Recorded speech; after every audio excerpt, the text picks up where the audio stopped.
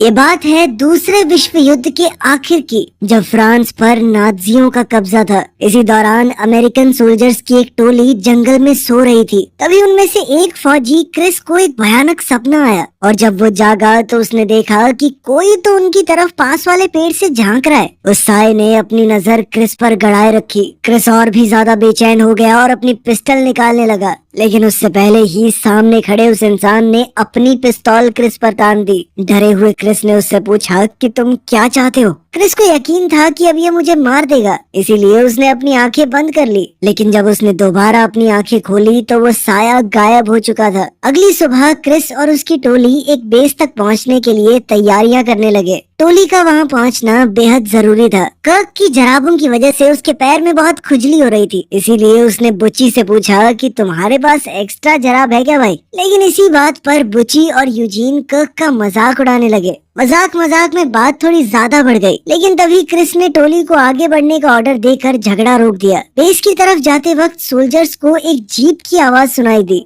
और सभी अपनी बंदूकें और ग्रेनेड बॉम्ब लेकर तैनात हो गए। फौजियों ने जीप को उड़ा दिया और फिर बचे हुए दुश्मनों को खत्म करने के लिए उनके पास चले गए। टैपर्ट ने एक ऑफिसर से एसएस पैच इनाम के रूप में निकाल लिया और उसके एक सोने के दांत को भी। जब बुची नक्शे और खुफिया मैसेज को ढूंढ रहा था, उसी वक्त कर्क को एक और सैनिक मिल गया जिसकी हालत बाकी लोगों से बेहतर लग रही थी। जब उन्हें पता चला कि वो एक मेजर है तो बुची ने उससे दो हाथ करने का फैसला किया, लेकिन मेजर को इस सब में कोई दिलचस्पी नहीं थी और वो क्रिस के लोगों को अपने लोगों का सामान लूटते देखकर गालियां देने लगा। तभी एक और सैनिक जाग गया और बुची ने उसका सर कुचल दिया। ये देखकर मेजर का भी खून खौल गया। उसने बुची से कहा कि आजा फिर आजा लड़ते हैं। लड़ाई के दौरान जल्द ही वो नाजी मेजर बुची पर भारी पड़ने लगा। फिर क्रिस ने अपने आदमियों की तरफ मुड़कर उन्हें पीछे हटने का ऑर्डर दिया, क्योंकि उसे समझ आ गया कि उन्होंने रास्ते में गलत मोड़ ले लिया था। जाने से पहले टैपर्ट ने एक नाजी का कोड भी ले लिया। फिर जब वो गांव के इलाके से गुजर रहे थे तो उन्हें आगे जंगल में किसी की आवाज सुनाई दी और सभी रुककर उनका इंतजार करने लगे। तभी रेफ्यूजीज का एक झुंड बाहर आया। टैपर्ट उनकी तरफ भागा, जहां एक औरत एक बच्चे के साथ उसका इंतजार कर रही थी। उसने औरत को कोट, सोने के दांत और एसएस पैच दे दिया। इसके बाद फौजी जलते हुए गांव और सुनसान इलाकों के बीच से होते हुए मिलिट्री बेस की तरफ बढ़ते रहे। तब क्रिस ने बताया कि जिस बेस पर हम जा रहे हैं वो असल में एक महल है, जिसे सुरक्षित रखना अब हमारी जिम्मेदारी होगी। जब वो लोग महल के बाहर पहुंचे तो उन्होंने जीप में एक गार्ड को सोते हुए देखा। उन्होंने जैसे ही उसे जगाया वो तुरंत अंदर भाग गया। अंदर जाते ही उसने अपने लोगों को बताया कि अब हम आखिरकार यहाँ से जा सकते हैं। सोल्जर्स महल के अंदर गए और देखा कि बाकी लोग जितनी जल्दी हो सके उतनी जल्दी वहाँ से निकल रहे हैं। जाने से पहले बुची ने उनसे कहा कि अपना रेडियो महल में ही छोड़ दो। क्रिस को शक हुआ कि ये सब इतनी जल्दी क्यों कर रहे हैं, ये जगह तो इतनी बढ़िया है। तभी कमांडिंग ऑफिसर ने उसे बताया कि ये लोग छुट्टियां लेना चाहते हैं, और ये सुनकर उसने उन्हें जाने दिया। बाद में कुछ लोग किचन में लंच बनाने लग गए और क्रिस ने घर का जायजा लेने का फैसला किया, जो कि यूजीन पहले से कर रहा था। उसे एक पियानो मिला और वो बैठकर उसे बजाने लगा।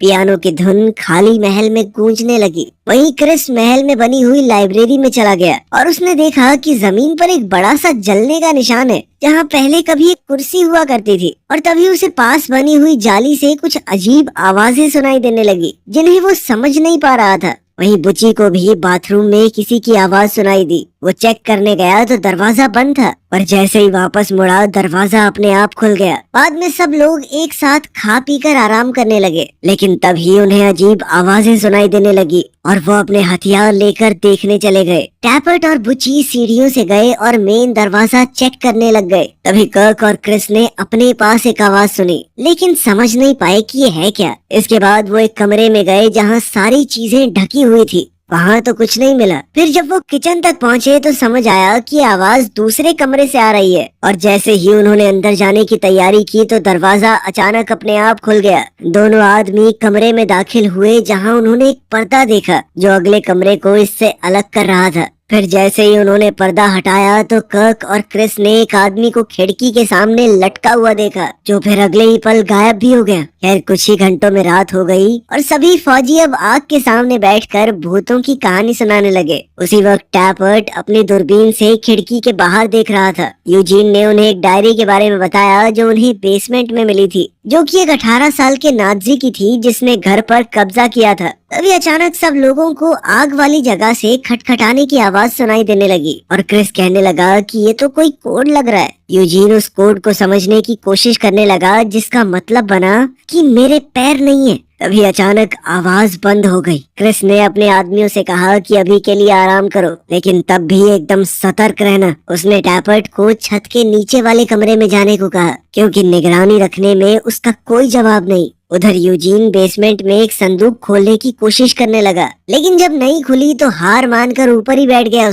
उसने महल में रहने वाले परिवार की फोटो देखी और नाजी सोल्जर्स की डायरी में उनके बारे में पढ़ने लगा। तभी अचानक से उसकी मोमबत्ती बुझ गई। उसने लाइटर जलाने की कोशिश की तो देखा कि पीछे कुछ था, और जब उसने दोबारा मोमबत्ती जलाई तो देखा कि फोटो से परिवार गायब हो गया था। ऊपर छत वाले कमरे में टैपर्ट ने खिड़की पर अपनी राइफल सेट की और स्कोप की मदद से बाहर देखने लगा। तभी कमरे में उसके पीछे कोई दिखाई दिया। जब उसने स्कोप से बाहर की तरफ देखा तो उसे फांसी पर लटका हुआ एक आदमी नजर आया, लेकिन अगले ही पल वो गायब हो गया। टैपर्ट ने नजर बनाए रखी और तभी अचानक एक लड़का भूत की शक्ल में सामने आ गया, जिससे टैपर्ट डर गया। उसी वक्त अलमारी से जोर की आवाज आई। टैपर्ट बाहर गया ये देखने की चल क्या रहा है। तभी उसने देखा कि क्रिस महल के अंदर से उसे देख रहा था। अगले दिन यूजीन, कर्क और क्रिस बालकनी में बैठकर बात करने लगे कि पिछले सोल्जर्स कितनी जल्दी वहां से निकलना चाहते थे। अब यूजीन ने दूसरों को टैपर्ट से जुड़ी हुई एक कहानी बताई जो पेरिस में घटी थी। उसने कहा कि मैंने टैपर्ट को खून से भरे एक पूल में बैठा हुआ पाया था, जहां उसके आसपास 7 छोटे बच्चों की कटी हुई लाशें थी। टैपर्ट अपने हाथों में एक रस्सी पकड़े बैठा था, मानो वो किसी के साथ रस्सी से खेल रहा हो। साथ ही उसकी आंखों में एक डरावना डर था। इस पर क्रिस ने कहा कि मुझे तो बहुत खुशी है कि टैपर्ट हमारे साथ है। तभी टैपर्ट भी अचानक से बालकनी में आ गया। उसने उन्हें बताया कि पिछली टीम यहाँ से इसलिए निकलना चाहती थी क्योंकि उन्होंने रेडियो पर सुना था कि लगभग 50 जर्मन फौजी महल के पास से गुजरते हुए स्ट्रासबर्ग शहर जा रहे हैं। उसने अपने आदमियों को सलाह दी कि जब तक फौजी यहाँ से निकल नहीं जाते हमें जंगल में छुप जाना चाहिए। लेकिन क्रिस का कहना था कि हमें तो महल की हिफाजत करने का काम मिला है। टैपर्ट ने कहा कि चलो यही मर्जी है तो मैं छत वाले कमरे पर जा रहा हूँ ताकि वक्त रहते उन्हें देख सकूं। और उसने यूजीन को भी अपने साथ चलने को कहा। वहां पहुंचकर जब उन्होंने तैयारी शुरू की तो उन्हें मैट के नीचे फ्लोर पर एक बड़ा सा निशान मिला। यूजीन का मानना था कि नाजियों ने शायद घर में रहने वाले लोगों को किसी खास तरीके से मारा है, और इस बात को उसने हिटलर के रहस्यमयी शौक से जोड़ दिया। उन्होंने इस पर ज्यादा बात नहीं की और कमरे की अलमारी को एक तरफ से दूसरी तरफ ले जाने लगे। जैसे ही अलमारी ने निशान को छुआ, अलमारी का दरवाजा यूजीन की उंगलियों पर बंद हो गया और उसकी एक उंगली टूट गई। उसे लगा कि टैपर्ट ने जानबूझकर ऐसा किया है, इसीलिए उसने उसे अलमीरा की तरफ धक्का दे मारा। फिर जब उसने शीशे में देखा तो उसे एक लटकी हुई औरत की परछाई नजर आई। बाद में यूजीन, क्रिस और कर्क रेडियो पर एक आवाज सुन रहे थे। तभी उन्हें कुछ बहुत डरावनी आवाजें सुनाई देने लगी। इसी दौरान उन्हें एक औरत की आवाज भी सुनाई दी जो कह रही थी कि वो तुम्हारे लिए आ रहे हैं। अब तो सबने मान लिया कि ये महल भूतिया है, और कर्क ने कहा कि नाजियों के आने से पहले हमें यहाँ से निकल जाना चाहिए। अचानक आग वाली जगह पर फिर से कोड वाली आवाजें आने लगी। यूजीन ने उस कोड को तोड़ा और उसका मतलब निकला कि अगर तुम यहाँ से निकले। जैसे ही वो लिख रहा था किसी चीज ने उसके हाथ पर कब्जा कर लिया और इस लाइन को पूरा किया कि तो तुम मरोगे। मतलब कि यहाँ जो भी चीज है वो उन्हें चेतावनी दे रही थी कि यहाँ से जा भी नहीं सकते वो। उस रात फौजियों ने नाजियों के आने की तैयारी की, जिसके चलते टैपर्ट छत वाले कमरे में था और बाकी सब दरवाजे के पास बैरिकेड के पीछे छुप गए। जब नाजीज वहाँ पहुँचे तो टैपर्ट ने उन्हें देख लिया और बाकियों को सिग्नल दिया कि नाजी सैनिक बाहर जमा हो रहे हैं। जल्द ही नाजियों ने महल को घेर लिया और अंदर घुसने की कोशिश की, लेकिन दरवाजे बंद थे तो वो वापस ट्रक में बैठकर आगे बढ़ने की तैयारी करने लगे। लेकिन तभी छत से एक बहुत तेज आवाज आई ये सुनते ही नाज़ी वापस आ गए और उन्होंने महल पर हमला शुरू कर दिया। टैपर्ट एक एक करके दुश्मनों को खत्म करने लगा। अचानक नाज़ियों ने बैरिकेड के सामने एक बम फेंका, लेकिन बुच्ची बेखौफ होकर उस पर कूद पड़ा और पूरा धमाका उसने अपने ऊपर ले लिया। लेकिन इस धमाके से क्रिस कमरे में दूर जा गिरा। वो चक्कर खाकर उठा, लेकिन फिर भी रुकने की बजाय नाज़ियों पर गोली चलाता रहा। नाज़ी ज्यादा थे, वो अंदर घुसने लगे। तभी क्रिस बेसमेंट की तरफ भागकर सीढ़ियों के नीचे छुप गया ताकि वो अपने आप को छुपाकर पीछे आने वाले ऑफिसर्स पर हमला कर सके। इसी बीच यूजीन लाइब्रेरी में छुप गया। तभी उसे अपने पीछे किसी की आहट सुनाई दी और एक बार फिर जाली से अजीब आवाजें आने लगी। उसने अपनी बंदूक तैयार की, लेकिन जैसे ही वो टेबल के नीचे से बाहर आया तो उसका सामना किसी नाज़ी से नहीं बल्कि एक भूत से हुआ जो अचानक आग में जल उठा। तभी एक जर्मन फौजी ने बुच्ची का बुरी तरह से तबाह हुआ शरीर देखा। फिर पास में एक दूसरी लाश पड़ी थी, वो उसे चेक करने लगा। तभी क्रिस ने मुड़कर उसे और बाकी 2 आदमियों को मार गिराया। कर्क इस वक्त बाथरूम में छुपा हुआ था। तभी उसे पानी में डूबने की आवाजें और बच्चों की हंसी सुनाई दी। उसने टब की तरफ देखा तो एक नाज़ी फौजी उसे डूबता हुआ नजर आया। टैपर्ट ने छत के कमरे में कुछ सुना और उसका पीछा करने लगा। तभी उसे वहाँ एक नाज़ी लटका हुआ मिला। अगली सुबह सभी बुच्ची के पास जमा हो गए। वो सोचने लगे कि जरूरत पड़ने पर इसकी तकलीफ खत्म करने के लिए हम इसे ड्रग दे देंगे। क्रिस ने सबसे कहा कि नाज़ियों के शरीर को बाहर ले जाओ, और जब यूजीन और कर्क उन्हें ट्रक के पास ले गए तो वो ये नजारा देखकर डर गए कि टैपर्ट ने उनके साथ क्या किया था। बाद में वो लोग महल के भूतों के बारे में बात करने लगे। तब यूजीन को अचानक समझ आया कि घर में उन्होंने जो कुछ भी महसूस किया वो सब वही था जो नाज़ियों ने उस परिवार के साथ किया था जो इस महल में रहा करता था। उस दिन जब नाज़ी उनके घर आए तो उस परिवार का बहुत ही डरावना अंजाम हुआ। बाप को लाइब्रेरी में कुर्सी से बांधकर जिंदा जला दिया गया। बेटे को माँ के सामने पानी में डुबाकर मार दिया गया और बेटी को छत के नीचे वाले कमरे में लटका दिया गया था। उनकी लाशों को दफनाने वाला भी कोई नहीं था। तभी क्रिस ने पूछा कि क्या इसी वजह से वो भूत बन गए। यूजीन बुची की हालत को देखने लगा। तभी वो टैपर्ट की आहट से डर गया जो उसके पास आया था ताकि पेरिस वाली कहानी को अपने तरीके से बता सके। यूजीन का मानना है कि सब कुछ आसानी से समझना मुमकिन नहीं होता और टैपर्ट की कहानी में तो अलग ही गहराई है जो उसे अब जाकर महसूस हुई थी। बाद में क्रिस को टब के बारे में एक सपना आया जिसमें एक भूत उसके सामने आया और उसे डुबाने की कोशिश करने लगा। जब उसे पानी में खींचा गया तो उसने 3 मास्क पहने हुए सोल्जर्स को देखा जो पहले नर्स में बदल गए फिर वापस सोल्जर बन गए। तभी क्रिस जाग गया। अगले दिन उन्होंने बुची का ख्याल रखा और महल छोड़ने के बारे में बातें की। फिर चाहे उन्हें अपनी पोस्ट छोड़ने के लिए कोर्ट मार्शल का सामना ही क्यों न करना पड़े। उसके बाद क्रिस और यूजीन बेसमेंट में वापस चले गए ताकि परिवार से जुड़ी कोई और चीज ढूंढ सके। यूजीन अपना लाइटर ढूंढने लग गया और क्रिस को डायरी मिल गई, लेकिन उसे लगा कि डायरी के पन्ने खाली हैं। जब यूजीन वापस आया तो उसने इस बारे में थोड़ा अजीब बर्ताव किया। तभी कर्क ने उन्हें वापस बुला लिया क्योंकि बुची होश में आ गया था और बार बार कह रहा था कि ये असली नहीं है, ये उनका ही काम था। मरने से पहले उसने क्रिस को पकड़ा और कहा कि इस बात को याद रखना।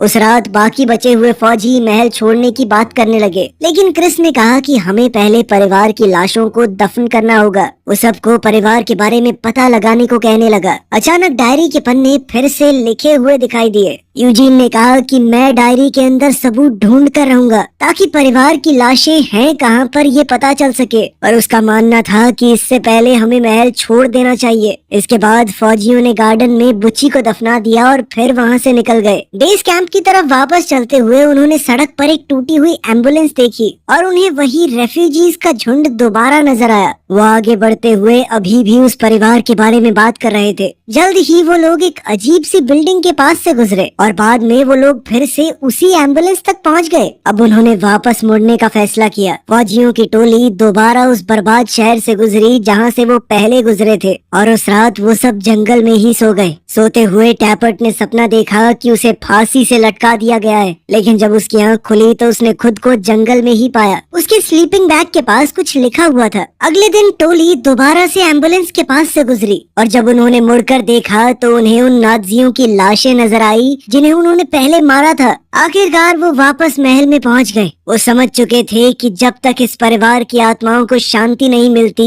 वो महल से दूर जा ही नहीं पाएंगे। उस रात क्रिस ने सोचा कि वो आत्माओं से बात करेगा और पता लगाएगा कि उनकी लाशें कहां पर हैं। तभी टैपर्ट को वो शब्द याद आया जो उसके स्लीपिंग बैग के पास लिखा हुआ था। वेट्रियोलेक। ये सुनकर यूजीन को याद आया कि उसने ऐसा कुछ नाजी न्यूज में सुना था। ये एक ऐसी बद्दुआ थी जो पुराने समय में मुसलमान दिया करते थे, जिसका मतलब था कि अगर तुम बुरा होने देते हो तो बुराई 10 गुना बढ़कर तुम्हारे सामने वापस आएगी। उस रात फौजी भूतों के आने का इंतजार करने लगे और उनसे बात करने की कोशिश की। उन्हें सामने पैरों के निशान नजर आए जो सीधा क्रिस की तरफ बढ़ रहे थे और ठीक उसके सामने आकर रुक गए। तभी उसने एक भूत देखा जिसने उसे पकड़ लिया। वो उसे घसीटते हुए महल के दूसरे हिस्से में ले जाने लगा। क्रिस अपने साथियों से कहने लगा कि गोली मार दो इसे, लेकिन भूत उसके अलावा किसी को नजर नहीं आया। फिर भी टैपर्ट ने उस तरफ गोलियां चला दी। बाकी लोग क्रिस के पीछे घर के दूसरे हिस्से में चले गए और जब वो अंदर गए तो उनके साथ अजीब चीजें होने लगी। उन्हें किसी और ही जगह, किसी और ही वक्त की तस्वीरें दिखने लगी। फिर उन्हें क्रिस मिला जो कि परिवार की लाशों के पास पड़ा हुआ था। बाद में फौजियों ने लाशों को दफन कर दिया। तभी डायरी का आखिरी पन्ना बाप की लाश के साथ चिपका हुआ मिला। यूजीन ने डायरी का आखिरी पन्ना पढ़ा जिसमें लिखा हुआ था कि ये परिवार फ्रांस से नहीं है,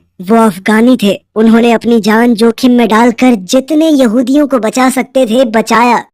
बाद में महल के अंदर यूजीन को परिवार की डायरी का एक बार फिर से ख्याल आया और वो उसे दोबारा पढ़ने लगा, मगर अब डायरी में लिखे शब्द बदल चुके थे। इस बार ये लिखा था कि लाशों को दफन करने से भूतों को वापस आने की ताकत मिल चुकी है। तभी अचानक से लाइट चली गई। जब टैपर्ट छत वाले कमरे के बीचों बीच बैठा हुआ था तभी पूरे परिवार के भूत महल में दिखाई देने लगे। भूतों ने फौजियों पर हमला कर दिया और फौजी उनसे लड़ने और उन पर गोली चलाने की कोशिश करते रहे, लेकिन उन पर गोलियों का क्या ही असर होता। अचानक भूतों में हलचल होने लगी और बुची का शरीर एक बार फिर से क्रिस के सामने प्रकट हो गया। वो कहने लगा कि ये सब सच नहीं है। फिर एक भूत उसे आईने के सामने ले गया और कहने लगा कि याद करो। तभी अचानक से क्रिस की आंखें खुली। उसने खुद को नर्सों और डॉक्टर्स के बीच घिरा हुआ पाया। फिर उसने कमरे के आसपास देखा तो उसकी नजर अपने मरे हुए साथियों पर पड़ी। उसने अपनी चादर हटाई और देखा कि उसकी टांगे नहीं है। फिर डॉक्टर ने उसे बताया कि तुम्हारी यादें कुछ देर में वापस आ जाएंगी। अब क्रिस ने याद करना शुरू किया। असल में क्रिस अफगानिस्तान में एक फौजी था और उसकी टोली को एक डॉक्टर को बचाने के ऑर्डर मिले थे जो कि अमेरिकन की मदद कर रहा था। उसका मिशन था उस डॉक्टर को काबुल में एक सुरक्षित घर तक पहुंचाना। जब वो फिर से वर्तमान में आया तो डॉक्टर ने उससे थोड़ी बातचीत की कि कैसा लग रहा है, कैसा महसूस कर रहे हो वो सब। तभी क्रिस अपनी एक और याद में जाने लगा। यहाँ उसने टैपर्ट को 2 लड़कों से बात करते हुए देखा जो कि आपस में खेल रहे थे और टैपर्ट ने उनमें से एक को अपने बेटे का खिलौना दे दिया। इसके बाद टोली घर के अंदर चली गई और उन्होंने डॉक्टर के परिवार को बताया कि उन्हें तुरंत निकलना होगा। लेकिन तभी क्रिस को ऊपर से ऑर्डर्स आए कि तुम लोगों को जल्द से जल्द छुपना होगा क्योंकि दुश्मन घर की तरफ बढ़ रहे हैं। क्रिस ने डॉक्टर से कहा कि मुझे और मेरी टीम को दीवार के अंदर छुपा दो, लेकिन फौजियों की टोली परिवार को भी मरने के लिए छोड़ना नहीं चाहती थी, मगर ऊपर से मिले ऑर्डर्स की वजह से उन्हें मजबूरन ऐसा करना पड़ा। कुछ ही पलों में दुश्मन भी घर में घुस आए। वो डॉक्टर पर अमेरिकन के साथ मिले होने का इल्जाम लगाने लगे। फिर 2 आदमियों ने बच्चों को पकड़ लिया और बेचारी माँ उन्हें छोड़ने की भीख मांगने लगी, लेकिन फिर भी दुश्मनों ने लड़के को पानी में डुबोकर मार डाला और लड़की को फंदे से लटका दिया। फौजी ये तमाशा चुपचाप देखते रहे क्योंकि उन्हें ऊपर से ऑर्डर मिले थे कि एंगेज नहीं करना। आखिर में दुश्मनों ने बाप पर मिट्टी का तेल डालकर उसे जला दिया, जबकि क्रिस और उसके साथी कुछ भी नहीं कर पाए। जब दुश्मन चले गए तो टैपर्ट ने देखा कि बच्चों को भी मार दिया गया था। इसके बाद जैसे ही फौजी घर से बाहर निकले तो माँ चिल्लाते हुए बम के साथ बाहर आई। बुची ने उसे रास्ते में पकड़ लिया लेकिन धमाके को रोक नहीं पाया और सब लोग बम की चपेट में आ गए। जब क्रिस वर्तमान में वापस आया तो डॉक्टर से पूछा कि ये सब क्या चल रहा है। डॉक्टर ने बताया कि हमने एक ऐसा सिमुलेशन बनाया था जिसमें तुम वर्ल्ड वॉर 2 में मौजूद थे। जब अफगानिस्तान में वो बम फटा तो तुम्हारा सिर्फ शरीर घायल नहीं हुआ, उस माँ की तड़प सुनकर तुम्हारे दिल में बहुत ज्यादा गिल्ट आ गई थी, उस परिवार को मरने देने की गिल्ट। ये साफ हो गया था कि ये दर्द तुम में से किसी को भी जीने नहीं देगा, इसीलिए हमने एक मिलती जुलती कहानी तैयार की और तुम्हें उस सिमुलेशन में भेजा ताकि तुम धीरे धीरे इस दर्द को समझकर इससे उभर पाओ। बुची पता नहीं कैसे एक दिन सिमुलेशन से जाग गया। जैसे ही उसने अपने शरीर को देखा तो वो तुरंत मर गया। अब क्रिस सोचने लगा कि महल में उन्होंने जो कुछ भी सुना वो असल में उनके दिमाग के सबकॉन्शियस मैसेजेस होंगे। क्रिस ने डॉक्टर को ये भी बताया कि तुम्हारे सिमुलेशन में कुछ तो गड़बड़ है। ये वेट्रिलेक वर्ड कहाँ से आ रहा था बार बार। फिर नर्स ने बताया कि हर एक फौजी ने किसी न किसी टाइम पे ये वर्ड बोला था। जब फौजियों को धमाके के बाद के पल याद आते जहां माँ ने उन सब को वेत्री लेग कहा था, तभी अचानक लाइट्स बार बार जलने बुझने लगी और भूत वहां भी आ गए। तब क्रिस कहने लगा कि हमने उन्हें जिंदा कर दिया, उन्हें ताकत दे दी है। तभी साथ में लेटे हुए फौजियों को झटके लगने लगे और क्रिस ने कहा कि मुझे जल्दी से सिमुलेशन में वापस भेजो ताकि मैं अपने साथियों को बचा सकूं। नर्स उसे वापस भेजने के लिए मान गई और साथ ही कहा कि इससे तुम्हारी सारी यादें मिट जाएंगी। इसके बाद क्रिस की आंख सीधा जंगल में खुली जहां उसने अपने सामने एक साए को खड़ा देखा और उससे पूछा कि क्या चाहिए तुम्हें। ये पूरी कहानी एक